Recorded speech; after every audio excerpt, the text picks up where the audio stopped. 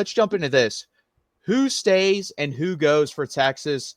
A lot of guys have already gone, but of the ones remaining, Cam Williams, Michael Taft, Trey Moore, are there any that you think, like, let's break it up into this. There are guys that probably should go, but you want them to stay, and then guys that should stay, but they're thinking about going. I guess give me your whole breakdown of that. Yeah, I think most of the guys that I would want to stay that have already declared and that would like Kelvin makes. I'd love for him to stay, but like it makes sense for him to go to the NFL, right? Like I of the guys that are remaining that haven't declared, I think Cam Williams probably needs to stay, right? I think he's a guy who could use another year of polish. It's all between the ears for him. I think I would love like I've already said I think Isaiah Bond needs another year. He needs to show folks that he can be healthy and be productive. And he seems to have a better relationship with Arch Manning than Quinn Ewers anyways, based upon like production in the games on who started. So like that might be a better situation for him. Michael Taft, I think I want him to stay. I think he probably could improve his draft stock with another year like he had this year. He's probably going to be a later round guy. I don't know how well he would test. He's not really your an explosive athlete. He's like a football dude. I think he's probably like a better Brendan Schooler is like a way that I can think about him, right? He's just a football dude. I think he'll probably stick on special teams like Schooler has. But like, I think he's a guy who probably could, and I'd love to see him stay. I think Trey Moore's another guy who I think he started to come on, and I think, is another guy that would benefit from Texas's rotational approach at defensive end and at edge, because a fresh body in the fourth quarter is going to put up a sack, right? Like that is what it is, right? You're going to put up more numbers because you don't have to play 70 plays a game. You're playing 35 plays a game, and you're rotating, and you've got multiple bodies in there. So I think he's another guy that I'd love to see come back. And I think Texas could probably, a guy like him could probably put together a competitive NIL package for another year to get him back. Cam Williams is getting some first round love, so I don't think there is like, he's got the physical stuff, but again, it's all mental for me with Cam. But those are the guys that really jump off the page to me. Is like, I want them to stay around. No, 100%. For Cam Williams, I think it's this simple. Is this going to be a short-term or long-term decision? Because I think short-term you'll make more money, obviously, going to the NFL right away than staying at Texas. Yep. But do I think you're ready just based off watching you? No. They're drafting you based off of your frame, your footwork, and all that stuff. He still has some stuff with his hands. He like tries to poke at people too often. He kind of guesses, in my opinion. I think that's what you saw with the Jack Sawyer play. Yeah. Guessed, and he got destroyed. He was touching his toes. It did not look good. And I think he could use another year, and I think that would help him long term. And guess what? You make more money on your second NFL contract. So why not come back to Texas? You'll get paid probably $2 million, honestly, to be our right tackle for next year. And then help out, develop the other guys, show that you're a good teammate as well. Get developed a little bit more. Go off to the NFL. You'll still probably be a top 40 pick. Even if you get hurt, you're going to be a second round pick, in my opinion. Like if he blew his ACL out next year, but put on some tape, you're still probably being a second round pick. It's more about the development for me and long term, in my opinion, with him. I think Michael Taft, honestly, if he was bigger, would go to the NFL. He just doesn't have the body type of the safety the NFL wants right now. He's going to, in my opinion, I'm telling that guy, eat whatever you want and lift as heavy as you can in this offseason, gain 15 pounds, and you'll be fine because the mental stuff's already there for him. He knows what he's doing in the back, and he's really good with that stuff. Yeah. And then Isaiah Bond, I would love, like talent-wise, I'd love to have him back, but I mean, I could see where if he's not getting the reps or playing time he deserves next year, like a complete meltdown, kind of like Jonte Cook had. And I really don't want to deal with that. And I don't think the Texas fans or Texas coaches want to deal with that either. So if that's the way it's going to be, I don't really want him back. If it's not going to be like that, then I'll love to have him back because, I mean, think about it. You'd have Ryan Wingo, Isaiah Bond, and then probably DeAndre Moore as your three starters, and then Lockett, French, Dalen McCutcheon, Parker Livingston, Aaron Butler. I mean, there's so many other backup guys. You'd have a rotation of really good wide receivers. So yeah. I'd like to have him back talent-wise and also just get some veteran presence in that locker room because at this point, right now, it's DeAndre Moore and Ryan Wingo are your two veteran wide receivers. So yeah. They're talented, but there's no veteran presence there, and I'd like to have that. Yeah. And then I don't think Gilbo's going anywhere. I don't think he has a high enough grade yet. You saw some breakdowns from him. I think he comes up a little bit too aggressively in run support sometimes and gets out of place. He also struggled a little bit man-to-man sometimes. So we'll see if he can improve on that. I think he's got a lot of talent.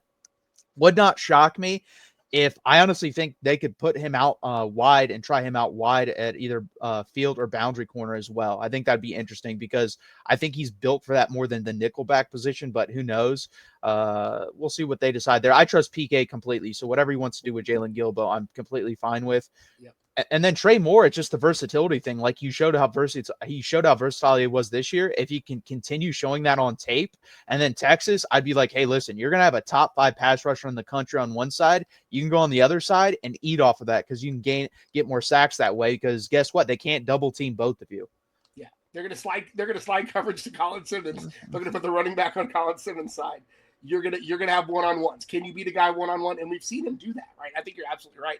And then you'll have Leifau and Anthony Hill behind you. So like there are opportunities for you to feast. I think you're absolutely right.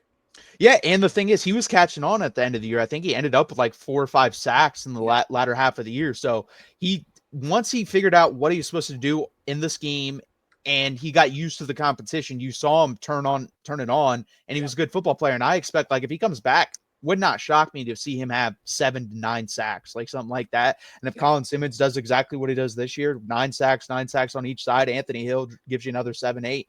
I mean, this could be a really dynamic pass rush. We even talked about, like, it's crazy. The guy that fell off, if you look at mock drafts at the beginning of the season, Ethan Burke was getting mocked in the first round, and he got passed up on the depth chart. Let's just be honest here. He did. He didn't really play, and he didn't play bad. I was kind of baffled by that, honestly.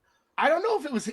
There are 2 different types of like getting passed on the depth chart. It's like there's one where you suck and there's one where everybody else is just really good. And I feel like Ethan Burke is the latter. I feel like he's a guy who that defense, that edge room is just so stinking good. Because you have Baron Sorrell, who's a guy who was getting some NFL talk preseason, and we saw he was still a starter at the end, but we saw less of him as the season progressed. And I think it's just Colin Simmons figured it out and came on. Trey Moore started to figure it out and come on. There's only unless you're playing Arizona State, there's only like 60 or 70 defensive snaps in a game. So there's only so many plays, which honestly, as a guy who played in the trenches, I wouldn't mind having somebody to rotate, right? If I'm fresher in the fourth quarter going against an offensive lineman that's played every snap, advantage me. Yeah, 100%. And I mean, just thinking about that edge room, you're going to have Colin Simmons, Trey Moore comes back, those 2, Colton Vosick, Ethan Burke. I mean, that's a really good foursome to have off the edges. And I didn't even mention some of the other guys like Lance Jackson. I think we'll get a lot of playing time coming in. Smith Arogba. I mean, this is going to be the best edge group Texas has had in a very, very long time. Yeah. So very, very exciting. And I hope, like I said, Trey Moore come back, Michael Taft come back, Cam Williams come back. I think if those 3 come back, honestly, Texas will be the overwhelming favorite for the 2025 season. Like if you look around the country, look at what Ohio State's losing, look what Oregon's going to lose. We have a lot of guys coming back. Are they young? Yeah, but they're still really talented. Yeah, if depending on who comes back of that group, I think Texas probably already a lock for a preseason top 10. And I think they're probably, if those guys come back, that number shrinks to single digits real quick. Yeah, I think at worst, honestly, if all 3 leave, they're probably like the 4th or 5th team in the country because of the quarterback. Honestly, like it's going to be his first year starting, but it's going to be his 3rd year in the program. And no one else can say that really at the quarterback position. I think the offensive line is going to be the big determiner. Replacing 80% of your offensive line in any year, yikes. Yeah, that's why it's Cam Williams so big, because if you have him stay, then you have DJ Campbell, Cam Williams, and then fill out the other 3. And honestly, I think Gooseby, pass protection-wise, can be as good as Banks was this year. The run game, I don't know. That's going to be the issue with him and getting out in screens. You saw him struggle with that, like getting out and blocking people in the screen game.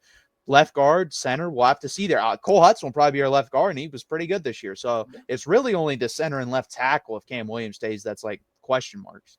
Yeah, it'll be interesting to see. I'm a guy who watches the trenches, so I'm excited. Brandon Baker's another guy. I want to see what he looks like in the spring. Like, did he come on? Let's see it.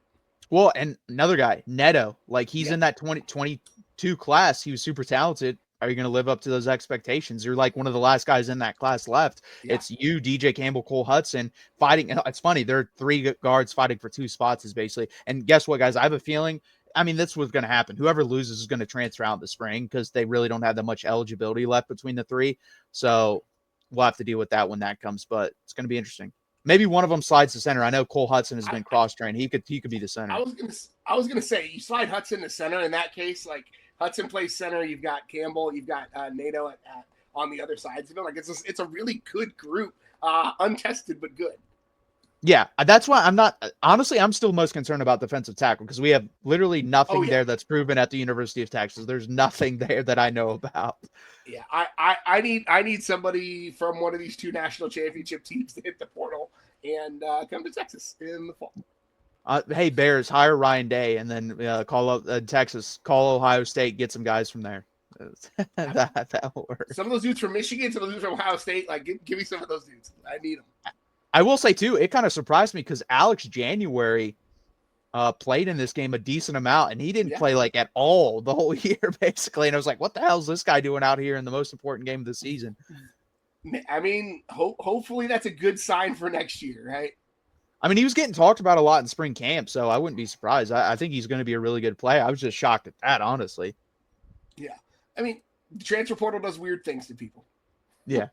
Again, guys, please hit that like button. Please subscribe down below.